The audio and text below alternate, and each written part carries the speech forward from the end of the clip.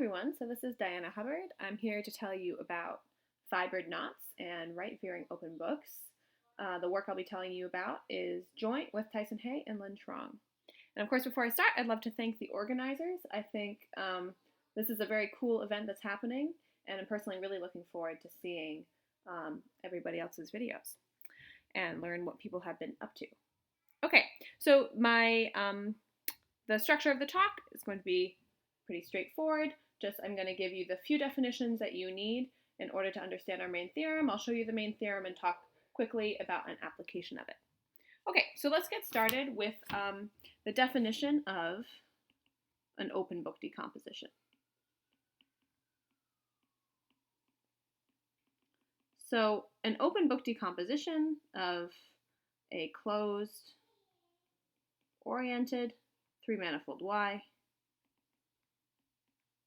And this is not really a definition here, this is a way to think about it. It's a way to build it out of a surface with boundary. Let's call the surface capital sigma, and a map on the surface. Let's call it phi. Okay, so here's how it goes. So we're thinking about Y, and we're thinking about it splitting it up into a mapping torus. So you take your surface, so the surface has boundary, remember. I cross it with an interval, so I'm thickening up my surface, and then I'll glue the surface at the 1 level to the surface at the 0 level by a map phi that's in the mapping class group of the surface with boundary. Okay, so that gives me a mapping torus, and then this object here that I've written down has boundary because each boundary component of sigma will become a torus in the mapping torus. And so I have to close it up, and so what I do is I union a solid torus for each boundary component of sigma. So I glue in a solid torus to close up this object and get an actual honest closed three-manifold out of it. And essentially the gluing happens in the sort of most obvious way possible to not introduce any sort of new twisting or anything like that. So longitude gets glued to meridian, meridian gets glued to longitude. Okay, and just as a reminder, if you don't quite remember what the mapping class group of a surface is, the mapping class group, or at least of a surface with boundary, is defined to be the orientation-preserving homeomorphisms of the surface that fix the boundary up to isotopy fixing the boundary. So all the maps in the mapping class group of a boundary with surface have to fix the boundary, and that's sort of important to this construction making sense. Okay, so, and let's see, a few other pieces of language we need here. So the boundary of sigma is often referred to as the binding of the open book, and what's important for our purposes is that this is going to be a knot or a link, right? Because it's the boundary of a surface. And we'll often refer to this map phi as the monodromy of the open book. Okay. So every closed oriented three-manifold can be expressed as an open book decomposition. And in fact, there will be infinitely many choices of open book decompositions that you can make for a given three-manifold. So it's sort of a universal way to express these three-manifolds, much like Hubbard decompositions. And in fact, there's a pretty straightforward way to go from an open book decomposition to a Hubbard decomposition of a manifold. All right, so I am particularly interested in knots or links. So there's a way to sort of phrase this that centers the knot or link here as the main object. I'm going to focus on knots. So we say that a knot K is fibered in Y if it is the binding of some open book decomposition for Y. Okay? So for a given knot in Y, either it can be expressed as the binding of unopened book decomposition or it cannot, and if it can, then it's called fibered.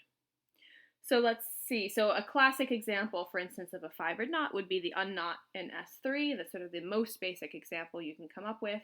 And really, the fibration that you see is exactly just the standard decomposition of S3 into the union of two solid tori. So the unknot bounds a disk, you thicken that up, glue it back to itself, that gives you one solid torus, and then the exterior of that is another solid torus that's being glued to it. Meridian to longitude, longitude to meridian. Okay, so let's see. So now let's think about this sort of centering the knot as the primary object of interest rather than the manifold.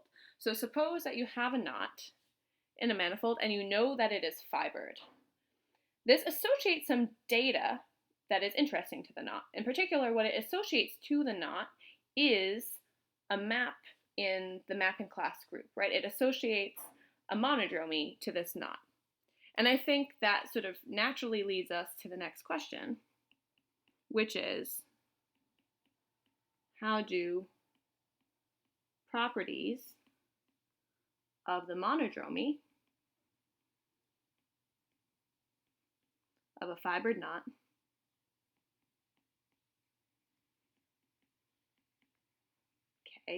relate to topological properties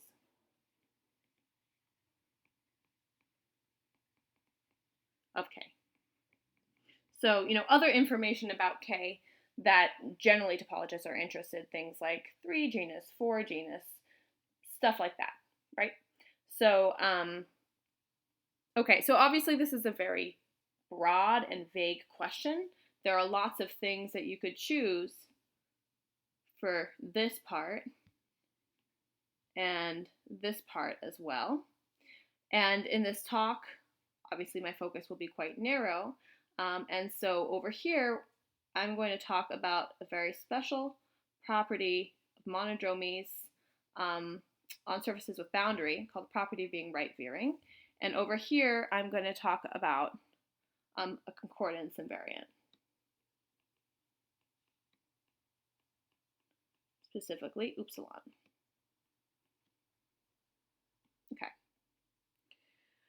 And I will also say that in general, you can, of course, ask this question, I think, broadly in lots of different three manifolds, but I'm going to essentially just tell you about knots in S3, though our main theorem also holds for fibered knots in rational homology spheres. Okay, so now I just want to tell you enough so that you know what right-veering means and you know a little tiny bit about what I mean when I say concordance invariant. So let's start with the right-veering side of things. Let's first see a definition of what it means for an arc on a surface to be considered to the right of another arc in a surface. So let's take alpha and beta. So let alpha and beta be arcs properly embedded and oriented arcs on sigma, where alpha of 0 and beta of 0 are the same point x on the boundary of sigma. Okay? Now, isotope them, so isotope alpha and beta, so that they intersect the least amount possible. So they intersect transversely with the fewest possible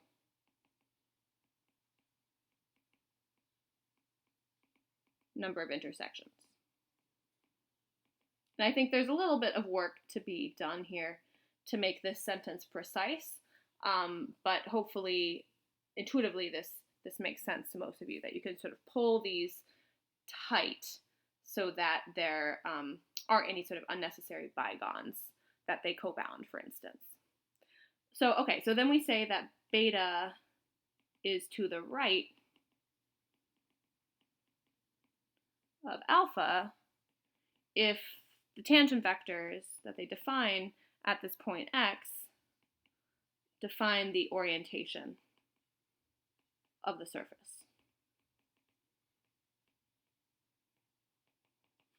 Okay, so visually this really looks like being to the right. So like let's say this is my surface here. There's sigma, this is the boundary sigma. Then if you have, say, an arc here, alpha, and here we have beta, here beta really is to the right. I mean, if the orientation that you get is here, beta is to the right of alpha. Okay. All right, so with that in mind, now let's define what it means for an element of the mapping class group to be right-veering. So remember the elements phi in the mapping class group of sigma here, they're all required to fix the boundary, so the boundary can't move, but arcs inside the surface, of course, might get moved by applying a map to them. So we say that phi is right-veering if for any point x in the boundary of sigma and any properly embedded oriented arc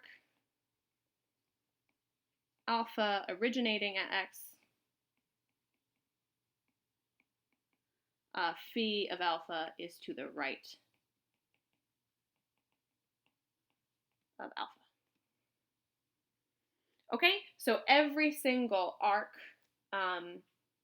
gets sent to the right by this mapping class element. Okay, so this is a very strong property. So some really sort of classic examples of right-veering maps are just compositions of positive Dane twists. So if you take, some collection of closed curves on your surface and you take the map that is just doing various positive Dane twists about them, that will result in a right-veering monodromy. But it's not necessarily true. I mean, it is just not true that every right-veering map is a composition of positive Dane twists. You can find right-veering maps that cannot be expressed in that way. Okay, so I just want to sort of note that generally this definition is one that if you talk to people who really usually sort of focus on studying mapping class groups of surfaces, this is not a super natural definition for them. At least in my experience, maybe I'm wrong. But I found that often when I tell this definition to people who study mapping class groups, they think it's a little strange. And so where this really originated, as at least my understanding, is that it really sort of came from contact geometry. So maybe I'll just say that I think it really sort of came to prominence by a theorem of Honda-Kazes and Matic. So the focus of this talk is not contact geometry, so if you don't know any contact geometry, that's fine, you can just ignore me for a second. But the theorem says that a contact structure is tight if and only if the monodromy of every compatible open book decomposition is right-veering. So you may be aware that you can express contact manifolds as open book decompositions, just as smooth three manifolds can be expressed with open book decompositions. And so if every corresponding open book decomposition to a certain contact structure is right-veering, that guarantees that the corresponding contact structure is tight.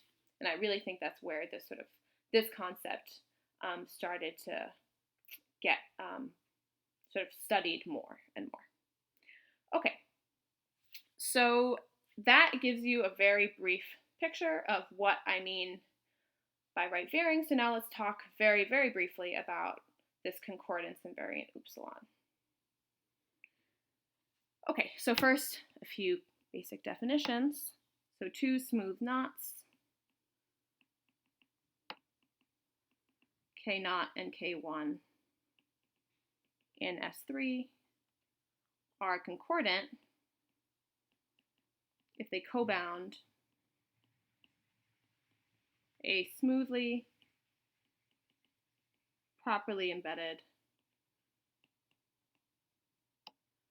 annulus in the thickened 3-sphere.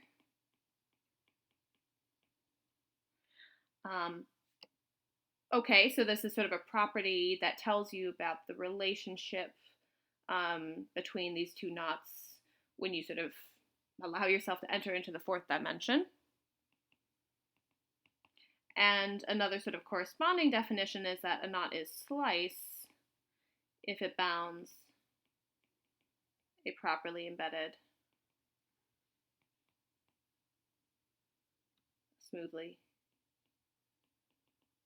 properly embedded disk in B4. Okay, so if you sort of allow yourself, so the knot naturally lives in S3, but if you're sort of allowed to push whatever surface it bounds into B4, does that allow you to actually bound a disk? And sort of a basic fact is that K1 and K0 are concordant, implies that K0 connected sum with negative K1 is a slice knot. Okay, so I'm not going to say much about concordance other than it's generally hard to study. I think most people would agree with me that it's like a lot of knots that are not even all that large, that we know a lot about from the three-dimensional perspective, have been more challenging to study from the perspective of concordance. But something that has given us a lot of useful tools is the knot-Floer complex. So the knot-Floer complex, due to Ojvat and Szabo, which is denoted C of k infinity of k, has given rise, of course, and if you're watching this talk, you surely know that this has given rise to lots of powerful knot invariants, and among them, concordance invariants. So in particular, one of them is upsilon, which was due to Ojvat, Stipchitz, and Szabo.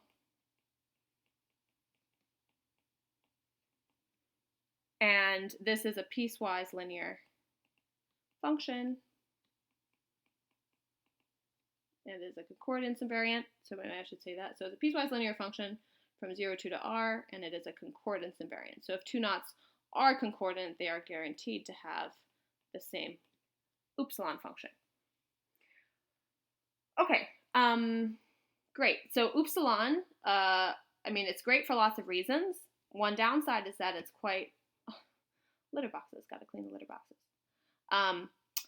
One downside is that they are the upsilon in general is quite hard to compute. So because the full knot-Floer complex is quite hard to compute. It has a ton of data in it, and so it's hard to compute, and that makes upsilon hard to compute, because generally, in order to compute upsilon, you need to have sort of rather complete knowledge about the complex, or rather a lot of knowledge about the complex. Okay, so with all this in mind, so this sort of gives you a very brief picture of the topological. If I go back up here, this gives you a brief picture of the topological properties of K that I'm interested in. And you also now know about right-veering, so now we're ready to see the main theorem.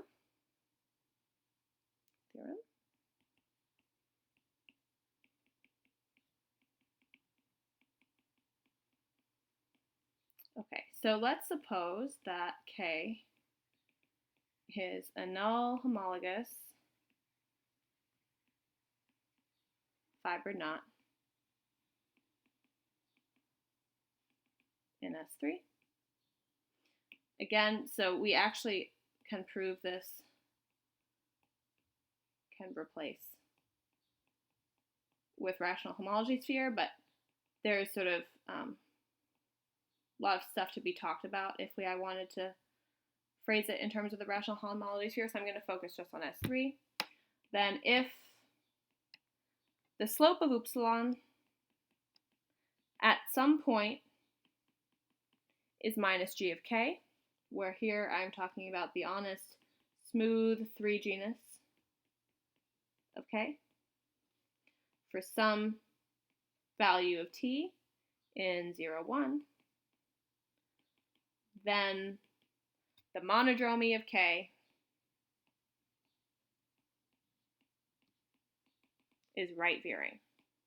And by monodromy of K, that's really like shorthand for just saying the monodromy of the open book that is defined by K being its binding, right? Because K is a fibered knot. Okay, so here we go. So let's just unpack this for a second. So over here we have some conditions. So this condition on upsilon, this is just some condition that has to do just with sort of knot invariance, topological knot invariance, right? Upsilon is concordance invariant, G of K is a three-dimensional topological invariant. And then we get some conclusion about the monodromy of K.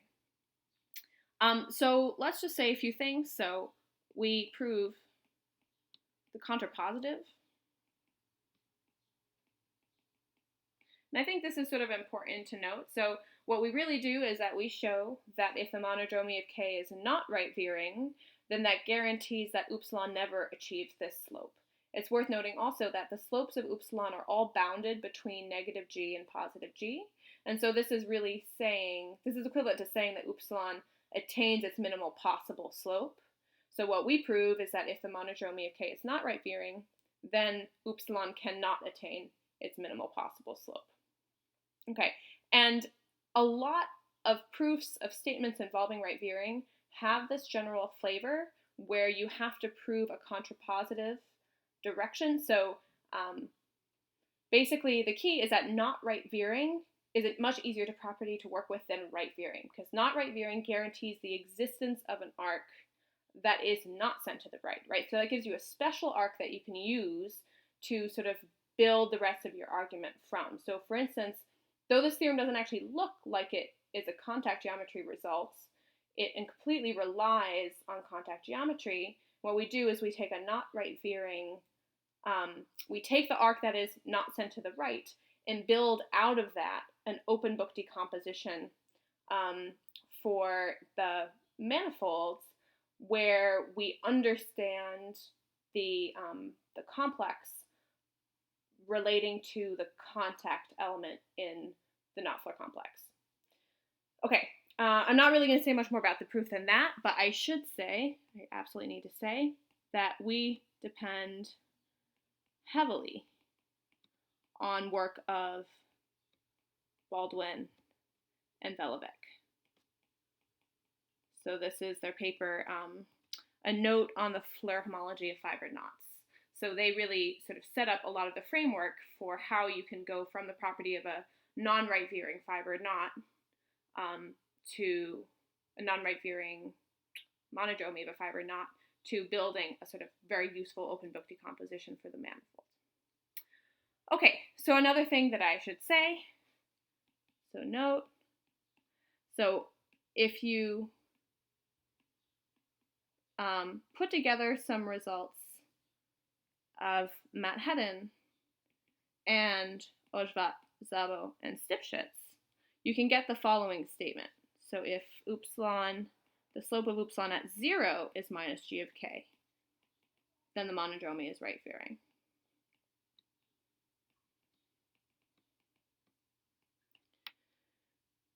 Okay, so this looks a lot like our result because we just had if the upsilon of K at some value T is equal to negative G of K, then the monodromy is right-veering. So it's worth noting that we have examples where the minimal genus of K is achieved not at 0. Okay, and so that is, so our result is not just sort of like secretly the same thing as this result. It is actually a slightly broader statement. Okay, so it's worth noting that this is like, if you actually want to find out if the monodromy of a fibered knot is right-veering, this would be a terrible way to go about doing it. Calculating upsilon is very hard, and so this would be like, there are lots of other techniques for understanding the monodromy of K that are much more doable than calculating upsilon. But where I think this theorem is interesting and useful is that it sort of relates this concordance information about knots to this property of right-veering, and under certain circumstances can allow you to obstruct concordances between say, a right-veering and a non-right-veering knot. In general, it's possible for a right-veering and non-right-veering knot to be concordant, but under certain circumstances, this theorem could obstruct that possible concordance. Okay, so I just very briefly, in my minus 20 seconds, want to mention a relationship to the slice-ribbon conjecture here. So remember that the slice-ribbon conjecture is that every slice knot is ribbon. So ribbon meaning that it bounds a self-intersecting disk with only ribbon singularities. This is a famous conjecture. You have probably heard of it. And here's a very kind of naive way to think about how you might go about trying to disprove this conjecture. You might try to say, well, here's a property that ribbon knots have. Do slice knots have this same property? Of course, this is equivalent to trying to disprove the slice-ribbon conjecture, but it sort of gives you sort of an automatic family of examples to think about and investigate. So this very, very much inspired by the work of Ken Baker. We have very, very much, so let me underline that, because it really, really is his proof. We just found that we could replace some words in it. So here is the theorem. So let K naught and K1 be fibered knots such that the slopes of the various upsilons are minus g of their, for the respective knots. So they satisfy this property that they both attain the possible minimal genus.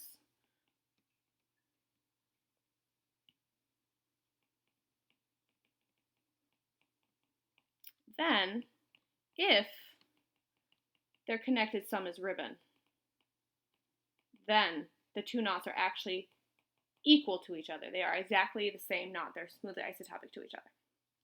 Okay, so Ken Baker had the same results where this condition here was replaced by supports